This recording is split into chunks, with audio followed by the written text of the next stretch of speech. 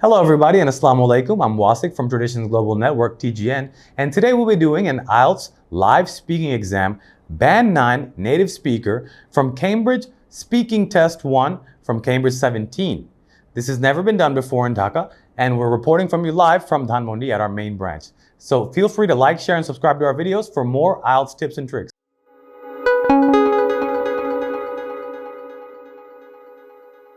Good afternoon.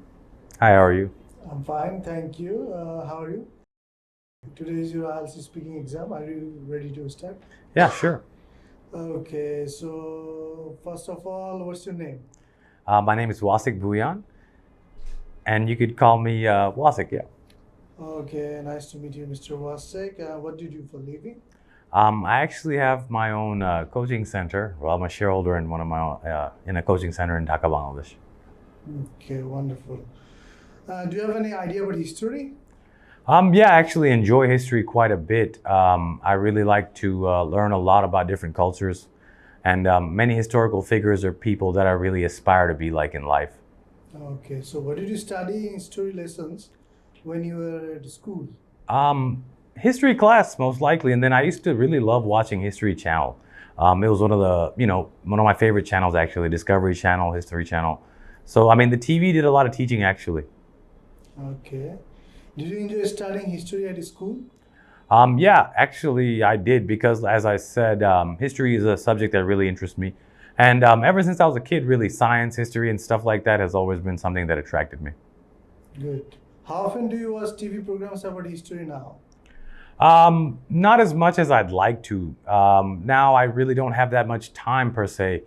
And when I do get a chance, though, I go on Netflix and watch some documentaries or, try to turn on the TV. I don't watch TV as much, let's say, so not that much. Yeah. Good to hear that. Now it's time for your cue card. We'll move on to the part 2 section. This is your cue card. Keep it with you. You'll get 1 minute time to write down some short notes or keywords. There's a pen and paper. Sure. And you have to speak on for 2 minutes on this particular topic. Sure. You are ready to write some short notes? Yes, I'm ready to go.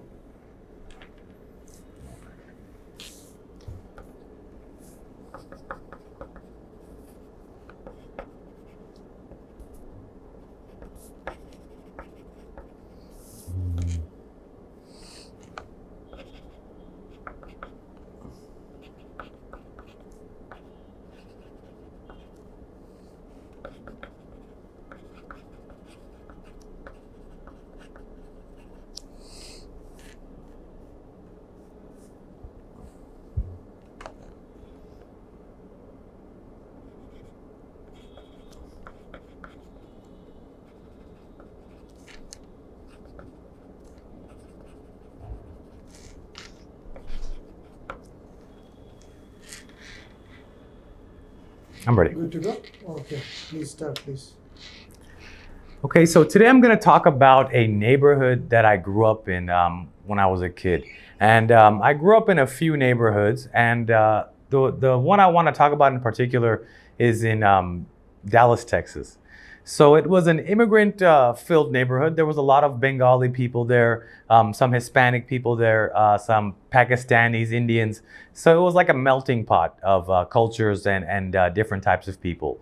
I personally enjoyed living there a lot because of the diverse group of friends that I had. People from my school lived there, as well as other friends nearby as well, from just different recreational programs and things like that. So just a big group of kids, and we would all play outside together every single day on a regular basis. Some of the fondest memories that I have as a child are of those days when I would ride a bike, and not a motorcycle, bicycle. And we would all ride bicycles together all over the neighborhood and race them, and really have just have a blast on that. Another fun activity we used to do, we'd go, there was like a little lake back there and a field. So we used to play a lot of sports and also sometimes go fishing, things like that. And in the future, I might head back there, but I think I'm going to be focused on, maybe somewhere in Europe or something like that, maybe settling down. I kind of like the European lifestyle, and it's one of those places I really aspire to end up going. But I don't regret my childhood at all, and I really, really miss those days. And sometimes I wish I could go back, but I'm pretty happy where I am right now. So in the future, who knows? Okay, good to know that you grew up in a friendly and fun-loving neighborhood Thank you. where you have faced multicultural people. Good. Okay, so are you ready for your part 3? Yes, sure. Okay, let's go. Neighbors. What sort of things can neighbors do to help each other? Well, a neighbor is someone that lives, pretty close to you, so they could help you in a lot of ways. Let's say you are locked out of your house, for example. You could go wait at your neighbor's house. It's pretty hot in Dhaka nowadays. And maybe if you're locked out, it'd be a good place to find some refuge. Furthermore, maybe, something as simple as getting, some sugar, or something like, maybe, just any sort of necessity. You just knock on your neighbor's door and you can, get that. In more serious situations, let's say a family emergency or some sort of, fire or, disaster of some sort, a neighbor is a person that you really want to keep, and a good neighbor, because they can help you, maybe take you to the hospital on, God forbid. But, neighbors are pretty essential people, I'd say so. Okay, how well do people generally know their neighbors in your country? Pretty well. Our country is one of those places where people really like to know a lot about each other, And as far as, and not in like a negative sense, I would say more like, people are really, interactive, and people are really, interconnected. It's not just a neighborhood, more like it's a, a connected environment full of, families and people all, living together. So it's good. Okay, how important do you think it is to have good neighbors? As I said before, I think it's essential, because if you got bad neighbors, you never know. They could be, just something that, when you live somewhere, you're stuck there, right? And if you have bad neighbors, you're kind of stuck there with bad neighbors. So it's not something fun. And having a good neighbor, like I said before, is essential. In anything, like I said, something as simple as getting sugar or getting emergency assistance. So it's essential. Okay, so facilities in cities. Which facilities are most important to people living in cities? If you ask me, I would say people, especially in Bangladesh and the ones in Dhaka, they look for job facilities, schools, right? People with like families, of course, look for housing, right? Affordable, nice housing.